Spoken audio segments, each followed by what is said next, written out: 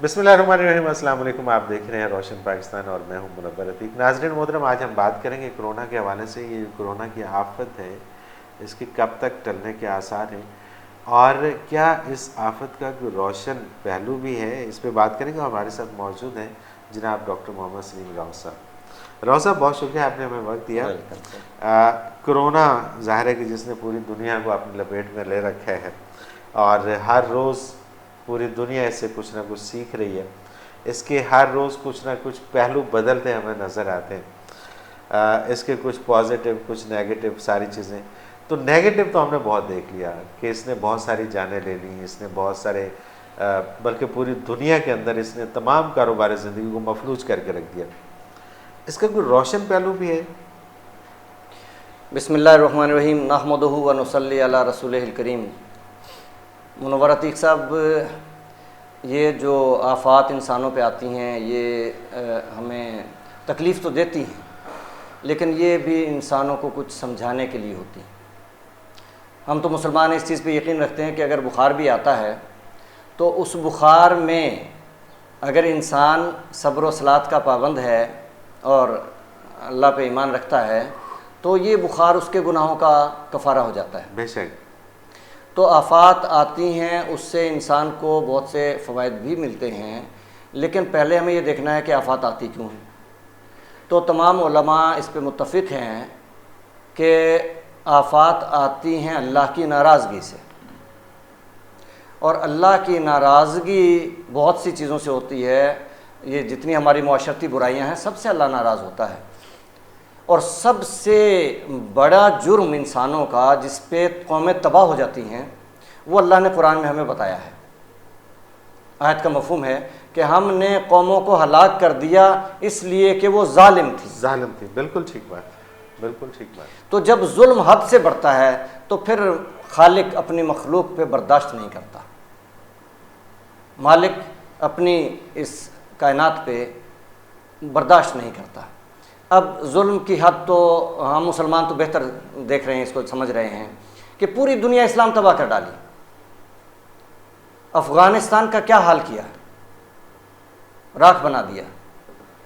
Iraq को देख लें, दूसरे ममालिक को देख लें, फ़लस्तीन को देख लें, और अब कश्मीर पे जो जुल्म हो रहा है अभी तक हो रहा है।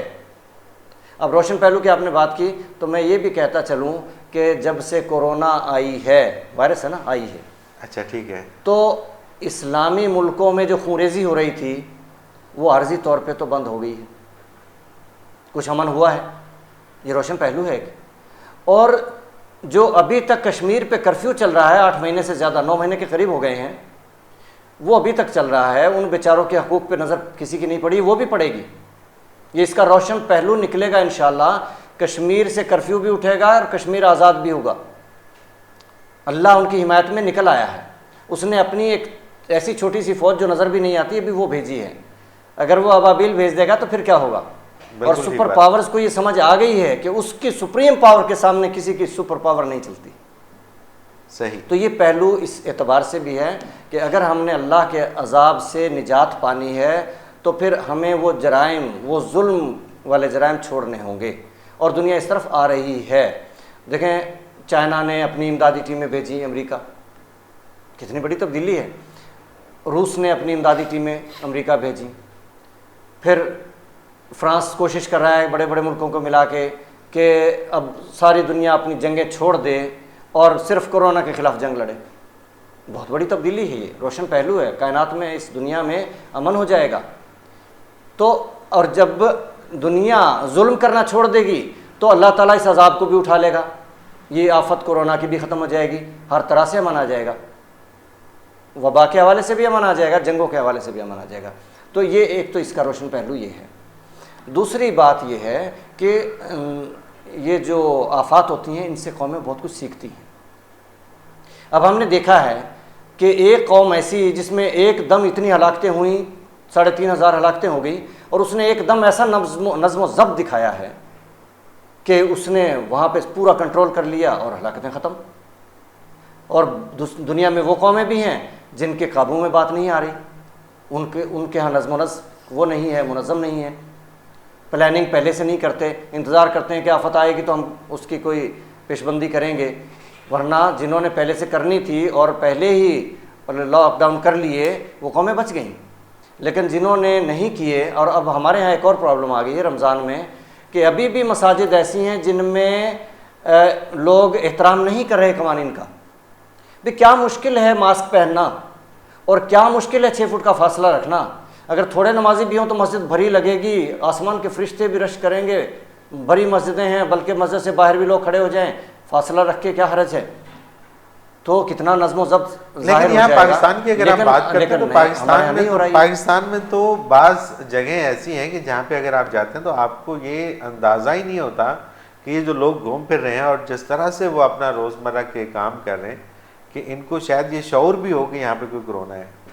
देखें, घूमने फिरने पे पाबंदी वैसे नहीं है, गैर ज़रूरी घूमना फिरना बंद होना चाहिए, लोगों को एहतराम करना चाहिए और हुकूमत को ज़बरदस्ती करवाना चाहिए। लेकिन वो जो एक डिस्टेंस है वो तो रखना है, उसको तो मेंटेन करना पड़ेगा ना। मैं उस पर आ रहा हूँ। पहली बात तो ये कि गैर ज़रूरी घूमना फिरना ख़त्म, हम खुद ही सोच लें। और दूसरी चीज़ ये है कि मास्क पहनना लाजिम है अपनी सलामती के लिए, हमें खुद एहसास होना चाहिए और हुकूमत भी पाबंदी करवाए, तो ये कोई मुश्किल काम तो नहीं है। और तीसरी चीज़ है डिस्टेंस रखना, कोई मुश्किल काम नहीं है। मैं देखें क्लिनिक जाता हूँ, इसलिए मैं घर में भी कॉन्शियस हूँ, मैं घर वालों से फासला रखता हूँ। मैं जब मेरे नवासी बच्चे करीब लाते हैं, मैं कहता हूँ वहीं दूर ज़रा 6 फुट फासले पे बैठो।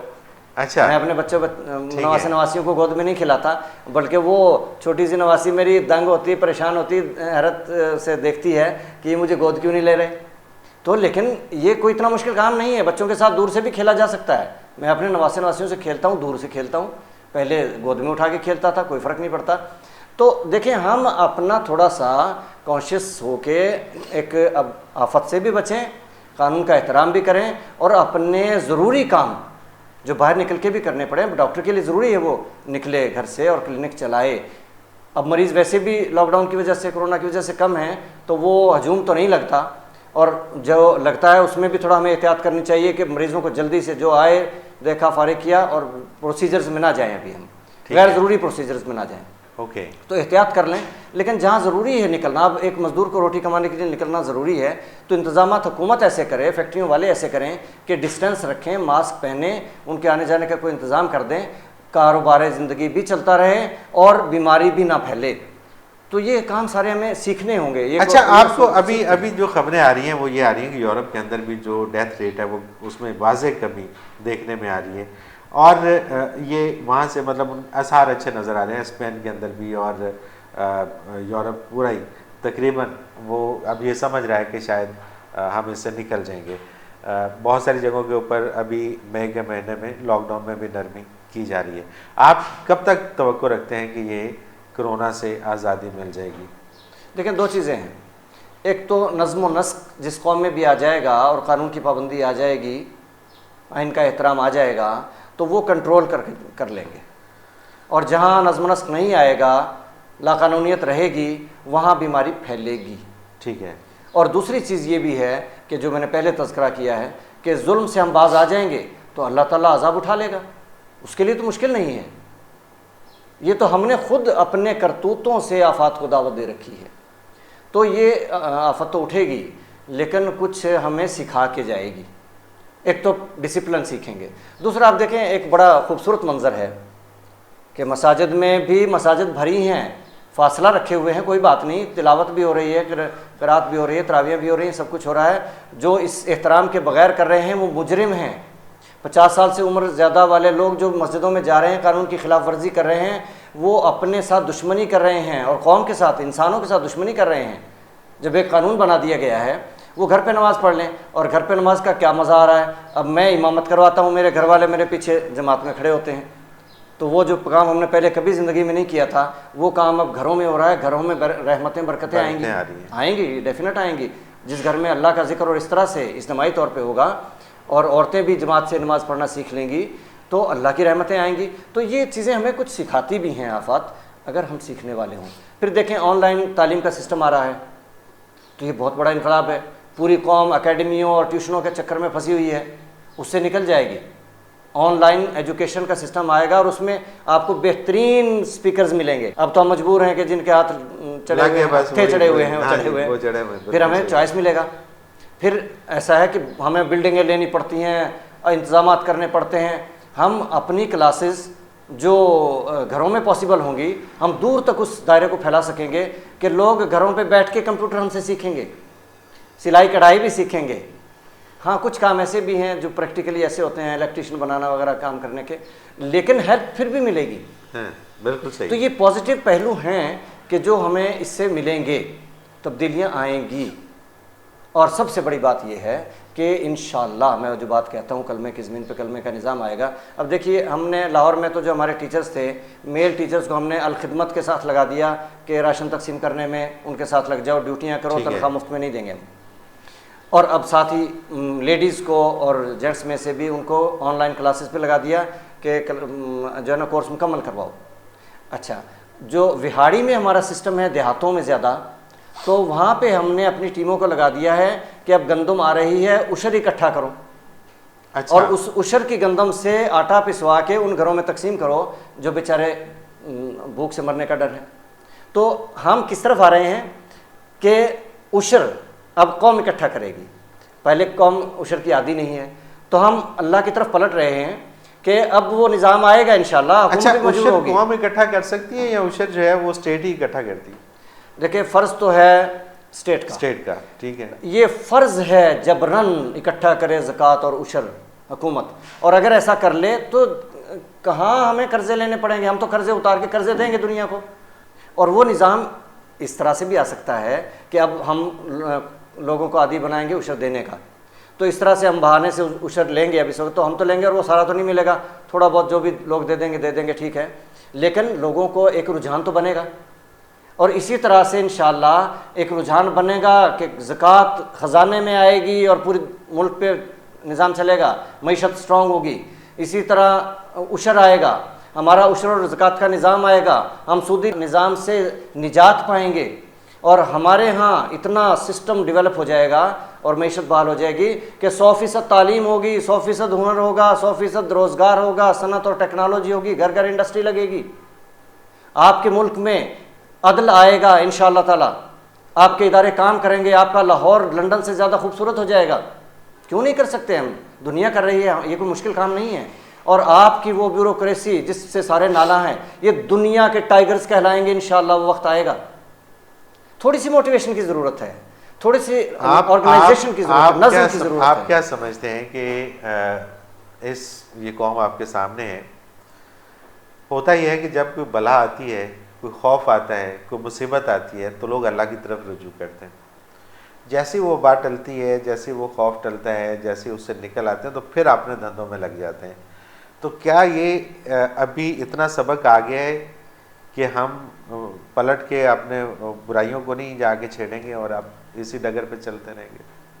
देखिए, ये तो इंसान की फितरत है और अल्लाह ताला भी कुरान पाक में कहता है, आयत का मफहूम है कि जब इन पे कोई मुसीबत आती है तो फिर सिर्फ अल्लाह की तरफ मुतवज्जह होते हैं, और जब मुसीबत टल जाती है तो फिर अपने उसी रवैये पे आ जाते हैं। ये तो इंसान की क्या करना चाहिए, क्या मैसेज इंसान की फितरत है। तो देखें, एक तो ये कि अल्लाह को राज़ी करने की बात है, दूसरी ये है कि अगर दुनिया में जीना है और बाआबरू होकर जीना है तो मुसलमान के लिए तो ख़ास पैगाम है, ए मुसलमान गर्मी खाही जीस्तन नीस्त मुमकिन जुज़्ब कुरान जीस्तन, अल्लाह के निज़ाम पे आ जाए, बेशक कलमे के निज़ाम पे आ जाए, तो फिर हम ज़िंदा रह सकते हैं। वरना हमारी जीने की सूरत नहीं है, चाहे किसी तरह भी हलाक हों, चाहे दुश्मन के हाथों से हलाक हों, चाहे कोरोना के हाथों से हलाक हों, या कोई और मुसीबत में फंस जाएं, कोई ना कोई तो आफत आती रहेगी।